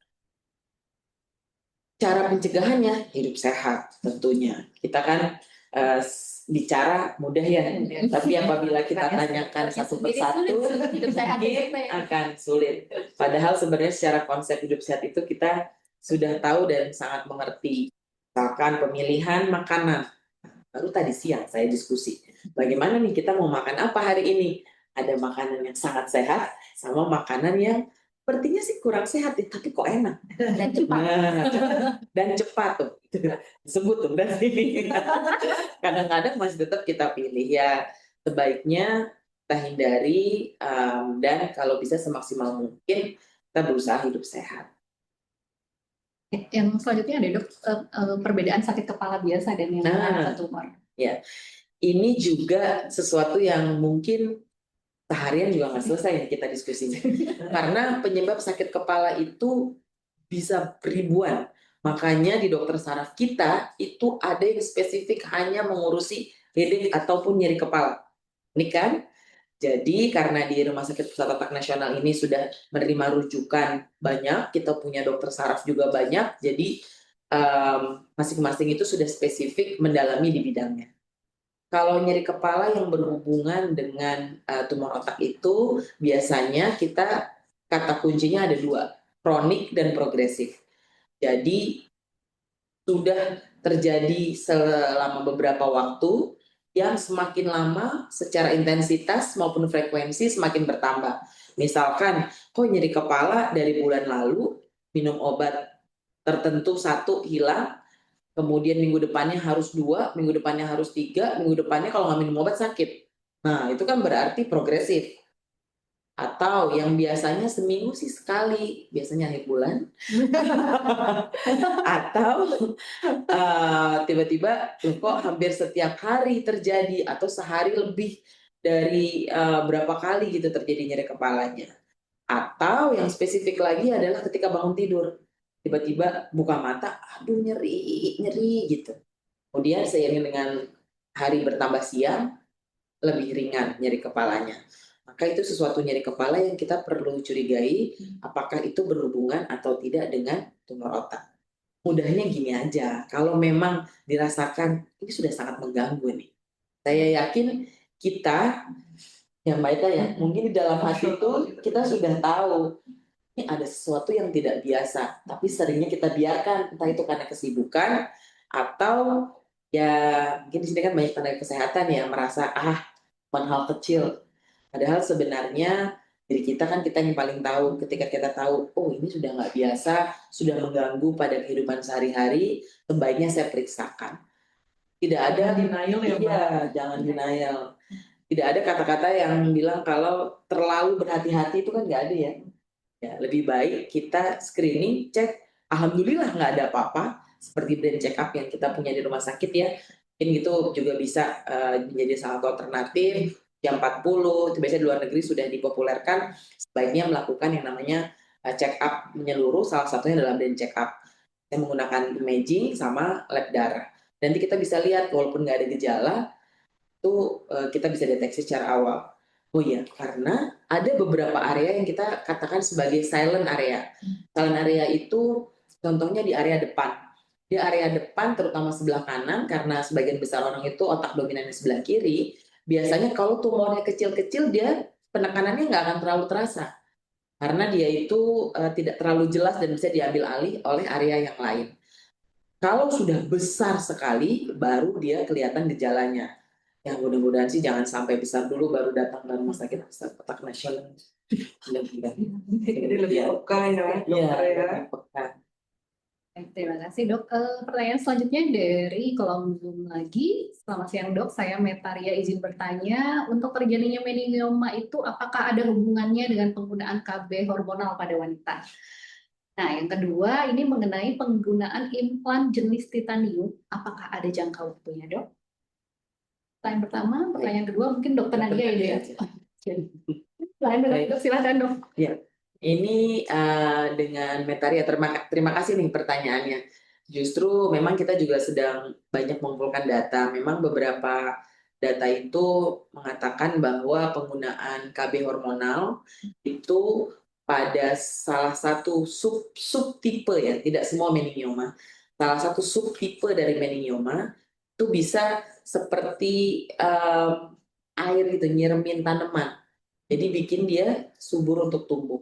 Tapi tentunya itu hanya pada orang-orang tertentu yang ada mutasi genetik tertentu dan hanya subtipe meningioma tertentu. Jadi memang sebaiknya apabila berniat atau akan memilih suatu KB hormonal, ada baiknya kita screening. Ya, tadi lebih baik terlalu berhati-hati ya, karena nggak ada yang namanya kita terlalu berhati-hati itu nggak ada. Jadi lebih baik kita screening sebelum memilih KB hormonal, misalkan dengan MRI tadi. Kemudian dalam beberapa waktu sekali kita juga melanjutkan dengan screening berkala untuk MRI tersebut. Karena memang subtipe tertentu dan hanya yang terbukti ada mutasi gen tertentu. Saya boleh lanjutkan pertanyaannya deh. Kalau memang ternyata nih dari brain screening itu kita MRI-nya bersih ya, saya juga penasaran soalnya. Itu berkalanya tuh seberapa sering sih kalau kita MCU badan kan setahun sekali ya? Berapa sering itu dok? Brain screening. Sebenarnya Kita kan aman nih. betul-betul keterbatasannya kan sebenarnya mungkin finansial ya, karena tidak di-cover ya. karena kan yang namanya MRI itu bisa dibilang aman karena tidak ada radiasinya sama sekali. Kalau 2 sampai 3 tahun sekali nggak apa-apa. Karena yang namanya meningioma itu sebagian besar 90% lebih itu dia tumbuhnya lambat. Dan itu ada yang bisa terlihat dari kadar apa yang darah normal nggak sih? Misalkan darah mungkin bisa lebih sering, tapi MRI 3 tahun sekali karena masalah finansial. Biasanya enggak, karena dia Enggak, numbuhnya dari MRI tersebut. Dia CT scan juga bisa, tapi CT scan ada efek radiasi kan. CT scan apabila memang sulit, mungkin CT scan juga cukup. Tapi yang perlu diperhatikan juga, KB itu bukan cuma hormonal tuh. Banyak pilihan yang lain. Kan laki-laki yang di KB juga bisa ya sekarang ya. Bisa jadi salah satu pilihan. Nomor 2, dokter Nadia, bagaimana penggunaan implan jenis titanium? Apakah ada jangka waktunya dok? Nah, kalau untuk titanium sendiri, itu kan adalah bahan yang sudah sangat sering dipakai ya untuk di area mana. Nggak cuma kepala, tapi wajah, misalkan patah tulang wajah, atau juga bahkan di kaki atau tangan. Memang dia beda dari stainless steel atau pen-pen yang dari zaman dulu kita pakai ya, yang biasanya sering harus diabut dalam waktu 6 bulan atau 1 tahun setelah pemasangan dan sudah dipastikan tulang nyambung. Kalau titanium itu dari studi-studi juga dibilangnya inert sih. Inert itu artinya dia tidak bereaksi juga sama tubuh, tidak usah diangkat apabila tidak menimbulkan masalah. Memang kalau memang dia itu menjaga integritas tulang, dia harus pertahankan dalam waktu yang cukup lama ya, Dr. Selvi, karena memang dia adalah pelindung, dia menggantikan fungsi tulang untuk melindungi organ di baliknya.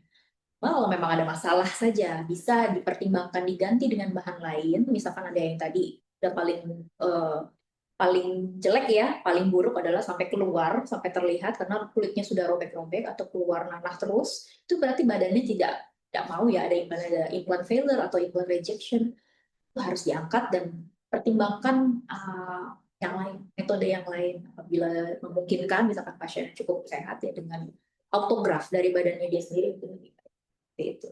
Cuma pada dasarnya kalau memang aman, mayoritas pasien kita ya dok ya Aman. dengan titanium aman sih, tidak usah diangkat sampai Penting seumur gizinya hidup. bagus juga ya. Betul, penutup soft tissue-nya itu kuat, dan yang kedua gizinya bagus, hygiene-nya baik sih saya rasa ditinggal selamanya juga nggak ada masalah.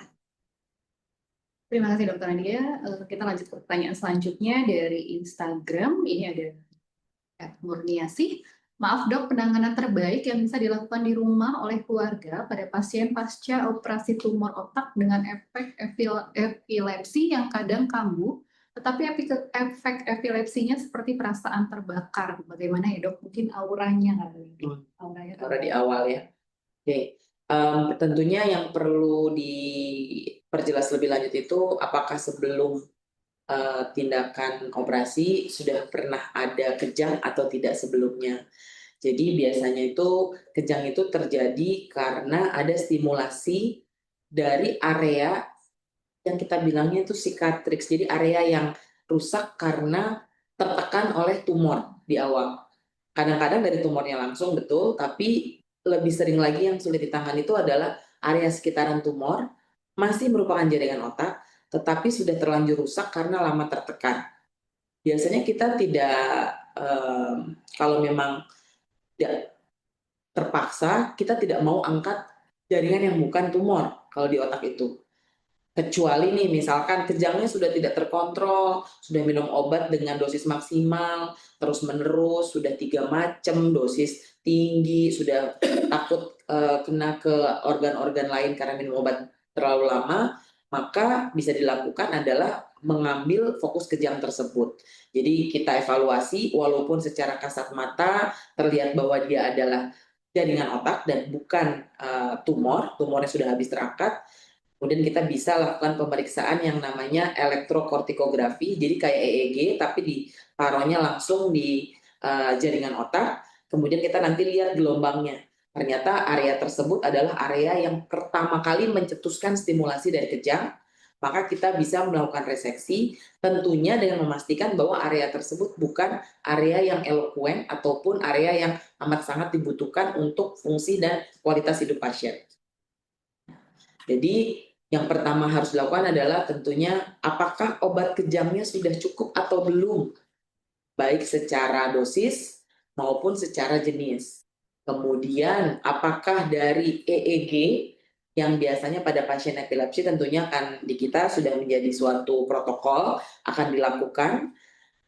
Nanti akan dilihat apakah betul fokusnya itu lokasinya sama dengan area operasi tumor otak sebelumnya.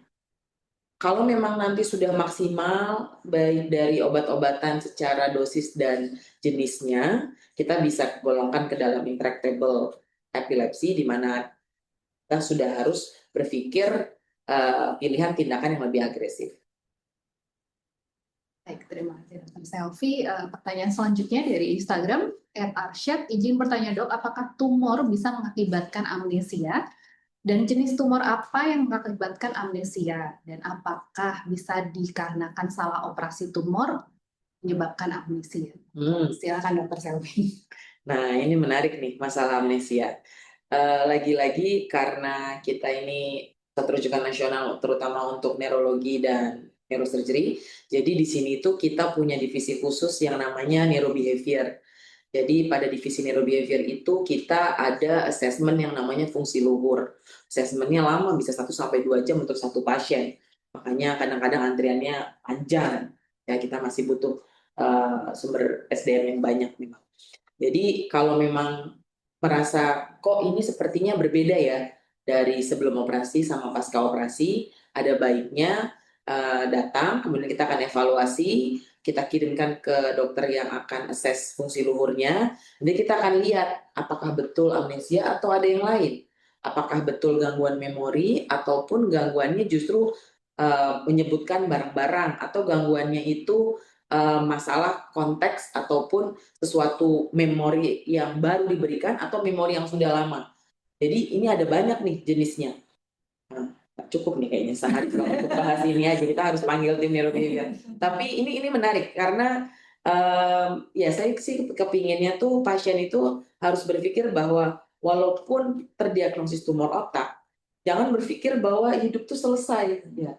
Karena justru kita di sini semua sedih. Karena kita berusaha semaksimal mungkin yang kita bisa, operasinya lama, multidisiplin, ada banyak pihak yang terlibat, harapannya tentunya supaya pasien bisa kembali ke aktivitas fungsi yang maksimal seperti biasa. Jadi kalau dirasakan kok kayaknya amnesia lupa-lupa, datang fungsi luhur, nanti kita evaluasi.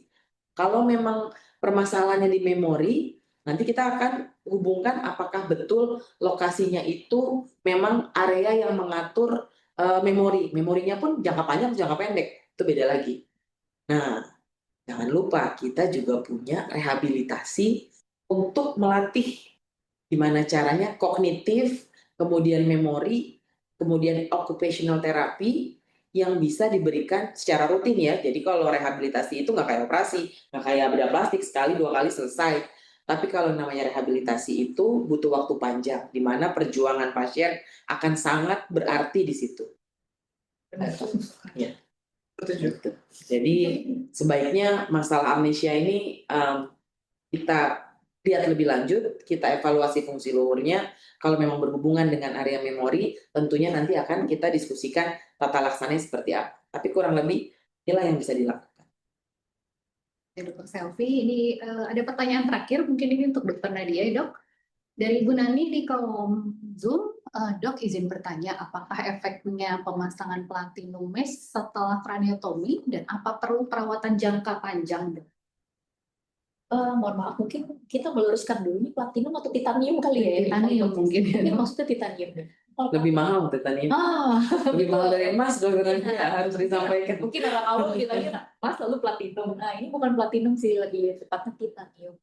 Tapi titanium ini kan bendanya itu sebenarnya tipis sekali walaupun kuat, tapi dia tipis.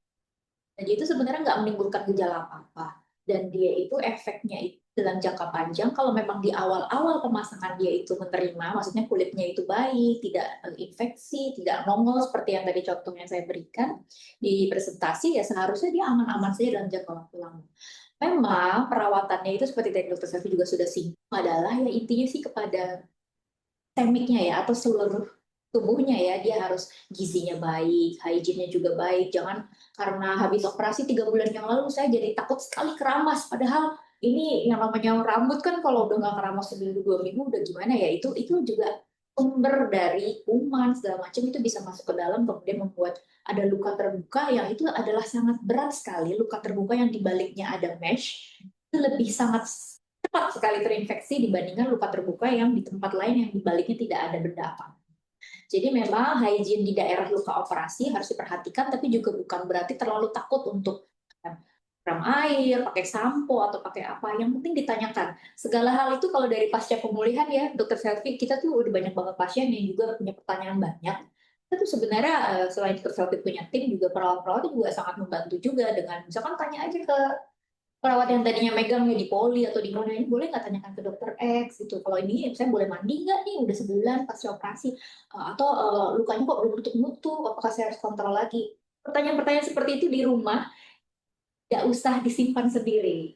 Kita mau encourage seperti itu. Mungkin tidak semua dokter bedahnya atau dokter yang merawat pasiennya bisa memberi nomor telepon ya Dokter Selvi ya. Kita juga nggak kepegang semuanya. Cuma silakan hubungi bila ada pertanyaan tentang perawatannya, apakah saya sudah boleh mandi? Ini sebenarnya boleh mandinya pakai sabun atau pakai sabun bayi, ataukah harus sabun betadine seperti itu? Itu nggak apa-apa sekali untuk ditanyakan dan kita akan bantu juga. Dari perawatnya juga udah paham juga bagaimana perawatan luka, dari perawatnya juga tak membantu. Cuma ya rata-rata apabila hygiene-nya baik, gizinya pasiennya secara sistemik juga baik, kulitnya juga baik ya, kalau memang ada luka, datang kepada dokter bedahnya atau dokter bedah plastik yang terakhir mengoperasi beliau, itu lebih cepat lebih baik di intervensi infeksinya, ini tidak akan sampai membuat mesh di balik itu kenapa-kenapa seperti itu sih. Mudah-mudahan jelas ya. Jelas sekali dong Mbak Nadia. Jadi mungkin daripada kita ketakutan lebih baik Betul. dipertanyakan ya dok, Ya. daripada kita jadi menjadi lalai. Betul. Sebenarnya sih seperti biasa aja. Cuma kadang pasien yang terlalu takut tapi tidak bertanya juga, jadinya malah dia sendiri ya kayak bilang saya nggak usah mandi, nggak pernah keramas 3 bulan. Nah itu datang-datang ke kita juga sudah ada luka baru seperti itu. Betul sekali dok. Jadi banyak memang pasien kita yang keramas, jadi malah datang ke kita sudah kok. Betul. Sudah banyak kotoran di rambutnya. Ya, terima kasih untuk Dokter Nadia, Dokter Selvi, Kak Eta untuk hari ini. Terima kasih juga untuk teman-teman di Zoom, di Instagram, Sobat Otak semuanya, di Zoom, di Instagram. Untuk selanjutnya, kita akan ada agenda edukasi juga nanti pada tanggal 24 Juni 2025 jam 9 sampai jam 11, itu mengenai edukasi mengenai jaga otak, jaga hidup, rahasia sehat, bebas stroke di usia pensiun. Yang akan disampaikan oleh Dr. Ita Muharamsari, spesialis neurologi, subspesialis konsulen, Respon bekerjasama dengan YKKBI Edukasi akan melalui live Zoom dan YouTube YKKBI. Dan pada tanggal 24 Juni 2025 jam 10 sampai jam 12 ada mengenai edukasi jangan tunggu stroke menyerang. Yuk kenali tanda-tandanya oleh Dr. Beni Rilianto, spesialis neurologi. Dan bekerja sama dengan Puskesmas Mataram, edukasi akan melalui live Matraman. Mohon maaf, edukasi live melalui Instagram Puskesmas Mataram. Dan tidak lupa kami selalu mengingatkan untuk memfollow dan mensubscribe akun sosial media Respon, YouTube di channel Rumah Sakit Otak, Instagram dan Twitter di akun @rumahtsakitotak, dan Facebook di akun Rumah Sakit Otak Nasional Brain Center. Terima kasih kepada Bapak Ibu peserta edukasi semua yang telah mengikuti acara hingga akhir dengan antusiasmenya, banyak pertanyaan hari ini ya. Dan kepada Sobat Otak, baik yang berada di Zoom, di YouTube, yang telah mengikuti acara hingga akhir dengan mengajukan pertanyaan sehingga kegiatan ini menjadi seru dan menarik. Dan terima kasih juga kepada para narasumber, Dr. Selvi, Dr. Nadia, dan Kak Eta. Terima kasih telah hadir dan memaparkan materi yang begitu luar biasa dan sangat menarik. Semoga selalu diberikan kesehatan dan diberikan kemudahan dalam memberikan pelayanan terbaik di Respon. Akhir kata, mohon maaf bila ada karena keterbatasan waktu, beberapa pertanyaan mungkin belum sempat kita jawab ya. Pada kesempatan kali ini, semoga kegiatan ini dapat menambah ilmu dan wawasan bagi kita semua. Saya Maya, selaku moderator izin undur diri. Kami atas nama segenap tim yang bertugas mengucapkan terima kasih sebesar-besarnya dan mohon maaf bila ada dalam pelaksanaan kegiatan edukasi hari ini terdapat kekurangan. Semoga kita semua selalu diberikan kesehatan, kekuatan, dan perlindungan dari Allah Subhanahu wa Ta'ala dalam menjalankan kegiatan sehari-hari kita. Salam sehat dan selamat beraktivitas kembali Sobat Otak. Assalamualaikum warahmatullahi wabarakatuh. Terima kasih.